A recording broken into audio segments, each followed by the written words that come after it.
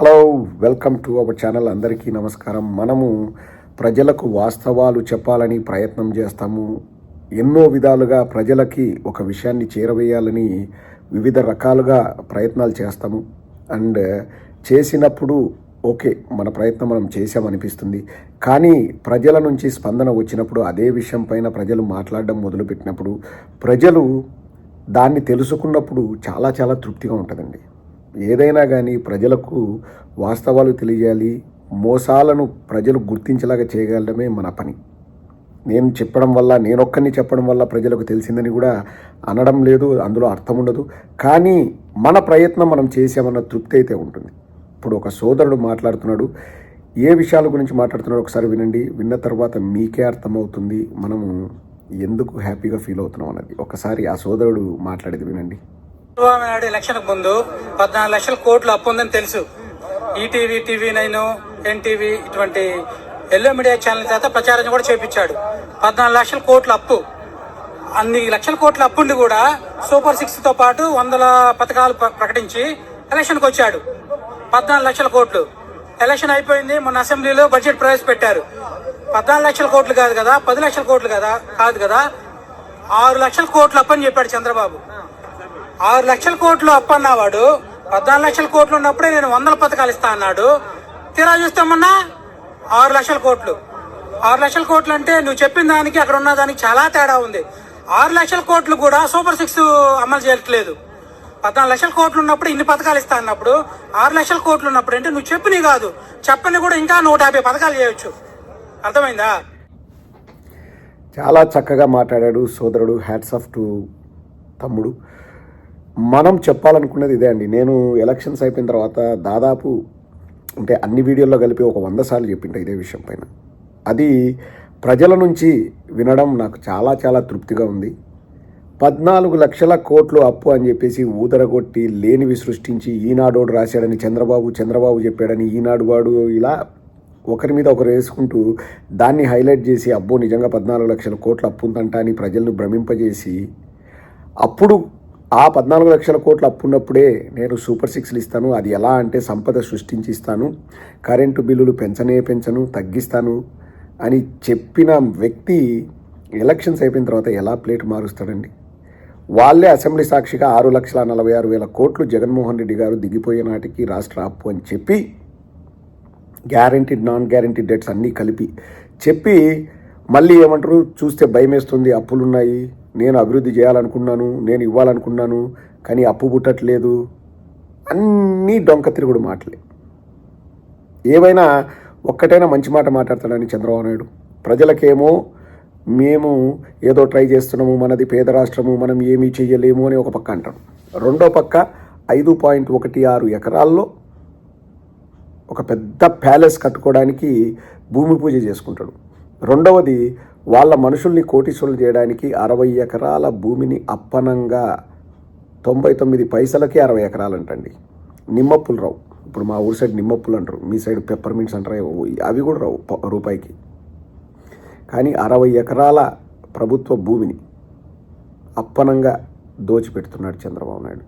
మీరే చెప్పండి. ఇప్పుడు నేను వైఎస్ఆర్ కాంగ్రెస్ పార్టీలే, నేను ఏం మాట్లాడినా కానీ విమర్శ అనుకోవచ్చు. ఒకటైనా మంచి జరిగిందండి ఈ 10 నెలల్లో? రావడం, కేసులు పెట్టడం, నరకడం, చంపడం, పిల్లలు మాయమవడం, టీనేజ్ అమ్మాయిల్ని బలాత్కారం చేసి చంపడం లేదు. ఇంకా ఏమైనా ప్రభుత్వం నుంచి చేసినారా అంటే మేము చేయాలనుకుంటున్నాం, అప్పులు పుట్టడంలే, నీ దగ్గర ఐడియా ఉంటే చెప్పు, అది చేస్తా ఇది చేస్తా అని చెప్పడం. ఇంతకుముందు జగన్మోహన్ రెడ్డి గారు ఆర్డర్లు ఇచ్చిన బస్సుల్ని పచ్చజెండా ఊపి మేము తెచ్చినా అని చెప్పుకోవడం. అక్కడ శ్రీ సిటీకి వెళ్ళి ఆల్రెడీ ఫంక్షనింగ్లో ఉన్న 15 కంపెనీలని మళ్ళీ ఓపెన్ చేయడం. ఇప్పుడు భోగాపురం ఎయిర్పోర్టు అది కూడా తొందరలో అయిపోతుందంట జగన్మోహన్ రెడ్డి గారి హయాంలో. అది దాదాపు 70-80% అయిపోయింది. అది కూడా ఇంకా నాది అని చెప్పేసి క్రెడిట్ కొట్టేయడం. లేకపోతే గ్రీన్ ఎనర్జీకి సంబంధించి మన కర్నూలు డిస్టిక్లో పెద్ద ఒక ఇండస్ట్రీ వస్తుంది, దాన్ని నేనే తెచ్చినా అని చెప్పుకోవడం. ఈ తప్పితే ఏదైనా చేశాడండి. ఒక్క విషయంలో మాత్రం చంద్రబాబు నాయుడు తాపత్రయం కనిపిస్తుంది. అమరావతి అమరావతి అమరావతి అమరావతి ఒక రియల్ ఎస్టేట్ వ్యాపారము. అమరావతి ద్వారా ఏదో సంపద సృష్టిస్తా అంటున్నాడు, కానీ ఆ సంపద సృష్టించేది వాళ్ళ మనుషులకు తప్పితే రాష్ట్ర ప్రజలకు కాదు. ఆల్రెడీ అమరావతి పేరు మీద ఒక 65,000 కోట్లు 70,000 కోట్ల అప్పులు చేసి ప్రజల మీద రుద్దుతున్నారు. అమరావతి వల్ల ఎవరికి లాభం అండి? రాజధాని కావాలంటే ఏమేమి అవసరం? సెక్రటేరియట్, అసెంబ్లీ, అక్కడ ఆఫీసర్లు ఉండడానికి ఇల్లులు, హైకోర్టు, ఇవి బేసిక్ థింగ్స్. ఆ తర్వాత ఏర్పడే సిటీ అదే ఏర్పడుతుంది, సముదాయాలన్నీ వస్తే అవే ఏర్పడతాయి. కానీ అదొక రియల్ ఎస్టేట్ దందా ఒకటి. రెండోది, నేనేదో బిల్డింగ్ కట్టినా అని చెప్పేసి, నేనేదో సిటీని కట్టినా అని చెప్పేసి గొప్పలు చెప్పుకోవడానికి ఇంకా నెక్స్ట్ 10 తరాలు ఊదరగొట్టి చంద్రబాబు ఇంద్రుడు చంద్రుడు దేవేంద్రుడు ఆ రాజధాని వచ్చిందంటే చంద్రబాబు ఇట్లా డబ్బాలు కొట్టుకోవడానికి తప్పితే దేనికోసం అండి? 65,000 కోట్లు 70,000 కోట్లు అప్పులు, మళ్ళా ఇంకా ఎక్స్ట్రా 45,000 ఎకరాల ల్యాండ్ పూలింగ్ అంట. చంద్రబాబు నాయుడు ఒక మీటింగ్లో స్వయంగా చెప్పాడండి, హైటెక్ సిటీ పక్కన నేను ₹1,00,000 ఎకరం కొని కడాన నేనే 30 కోట్లకు అమ్ముకున్నాను.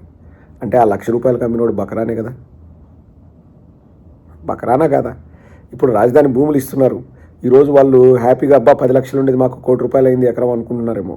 రేపు అదే ₹1,00,00,000 ఏ 20 కోట్లు 30 కోట్లు అన్నప్పుడు వాళ్ళే బాధపడతారు. చూడరా, అప్పుడు మా దగ్గర కారు చౌకగా ₹1,00,00,000కో లేకపోతే 70 లక్షలకో 80 లక్షలకో కొన్నారు, ఇప్పుడు అది 40 కోట్లు అయింది 50 కోట్లు అయిందని ఒక 10 ఏళ్ళ తర్వాత వాళ్ళు బాధపడతారు, ఏడుస్తారు.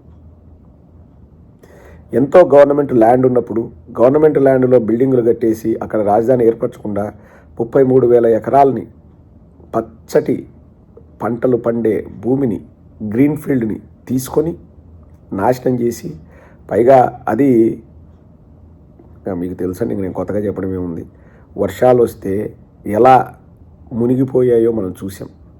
మంతెన సత్యనారాయణ గారి ఆశ్రమం పక్కన నీళ్ళు వస్తే వాళ్ళు తాడేసుకొని లోపల నుంచి బయటికి రావాల్సిన పరిస్థితి. అక్కడే రాజధాని. అది అంత అనువైన ప్రదేశం కాదు. కానీ మొత్తం ప్రపంచం ఏమనుకున్నా సరే ఇక్కడ మాకు వ్యాపారం బాగుంటుంది, రియల్ ఎస్టేట్ వ్యాపారం, మేము ఈయనే చేస్తామంటారు. రియల్ ఎస్టేట్ అన్నది ఒక బోగస్ అండి. నేను అనేది బోగస్ అంటే ఎవడో రేట్లు ఫిక్స్ చేస్తాడు, ఎవడో దాన్ని పెంచుతాడు, ఎవడో తగ్గిస్తాడు. ఈ చదువు సంధ్యలో ఉన్న వాళ్ళంతా బ్రోకర్లుగా ఉంటారు. అదంతా వ్యాపారం. పైగా నువ్వు కొన్న రేటుకు ఎవడు కూడా గవర్నమెంట్కి డబ్బులు కట్టడు. గవర్నమెంట్కి దానివల్ల ఆదాయం రాదు. ఎందుకంటే ఇప్పుడు ₹1,00,00,000 ల్యాండ్ కొంటే 10 లక్షలు రిజిస్ట్రేషన్ ఫీ, అంటే ఈ భూమి వాల్యూ 10 లక్షలు, గవర్నమెంట్ వాల్యూ 10 లక్షలకే రిజిస్ట్రేషన్ ఫీ కడతారు. ఏం లాభం వస్తుంది గవర్నమెంట్కి? వాళ్ళు మాత్రం ₹1,00,00,000 అమ్ముకుంటారు. బ్రోకర్ గాడికి వచ్చిన డబ్బులు కూడా గవర్నమెంట్కి రావు. అదంతా వ్యాపారం, మోసం. అది మోసం, పక్కా మోసం. గవర్నమెంట్ పాయింట్ ఆఫ్ వ్యూలో చూస్తే అది మోసం. దానివల్ల గవర్నమెంట్కి ఏం ఆదాయం వస్తుందండి? కానీ వాళ్ళ మనుషులు వాళ్ళు ఈ పేద ప్రజల దగ్గరికి వెళ్ళి, ఇప్పుడు ఎగ్జాంపుల్ చెప్తున్నా, రాఘవేంద్రరావు, అశ్విని దత్తో, మురళీమోహన్, వాళ్ళ దగ్గర ఎక్కువ డబ్బులు ఉంటాయి, భూములు కొనే కెపాసిటీ ఉంటుంది. ₹1,00,00,000 కన్నా కొంటాం. అప్పుడు రైతు ఏమనుకుంటాడు, అబ్బా నా భూమి 50 లక్షలే కానీ రాఘవేంద్రరావు వచ్చి ₹1,00,00,000 కొంటా అన్నాడు, ఈ డబ్బులు అయింది, ఇంకేం కావాలంటాడు. ఇంకొక 10-15 ఏళ్ళకు ఆ భూములు 70-80 కోట్లు 100 కోట్లు అవుతాయి. ఆ రాఘవేంద్రరావు వచ్చేసి మళ్ళీ ఆ రైతుకి ఇస్తాడా? ఇదో అబ్బా నీ దగ్గర 1 కోటికి కొన్నా, ఇప్పుడు 100 కోట్లు అయింది, 50 కోట్లు నువ్వు పెట్టుకో రైతన్నా, నేను ఎక్కిస్తానా? బొచ్చుగా నీడు. ఆ రాజధాని మీద ప్రేమ తప్పితే ఇంకా దేని మీద ధ్యాస లేదు చంద్రబాబు నాయుడుకి. ఆ రాజధాని కూడా ప్రజలకు ఇవ్వాలని కాదు. ఆయన ఇంతకుముందు ఒక మీటింగ్లో చెప్పాడు, ₹1,00,000 ఎకరా కొని కడాన 30 కోట్లకు నేను అమ్ముకున్నాను అని. అదే జరగబోతుంది. మనం సినిమా చూడాలి. కానీ ప్రజలు రియలైజ్ అయ్యి ప్రజలు తెలుసుకుంటే రాష్ట్రం బాగుంటుంది. జగన్మోహన్ రెడ్డి గారండి గుండెల మీద చేసుకొని చెప్తారు, రాష్ట్రం బాగుండాలి, ప్రజలు బాగుండాలని ఆలోచించి చేశారు. ఇది చేస్తే నాకు బాగుంటుందా, నాకు బాగుండదని ఆలోచన చేయలేదు కాబట్టే సంస్కరణలు తీసుకొస్తాను. ఒకవేళ అవి బెడిసి కొట్టి నేను అధికారాన్ని కోల్పోయినా కానీ నాకు ఒక తృప్తి ఉంటుంది, నేను చేశాను, ప్రజల కోసం చేశాను అనే తృప్తి ఉంటుంది. ఎక్కడ నాకు చెడ్డ పేరు రాకోకుండా ప్రజలకు మంచిగా చేస్తే చాలు అని ఆలోచించారు. ఆ విధంగానే చేశారు.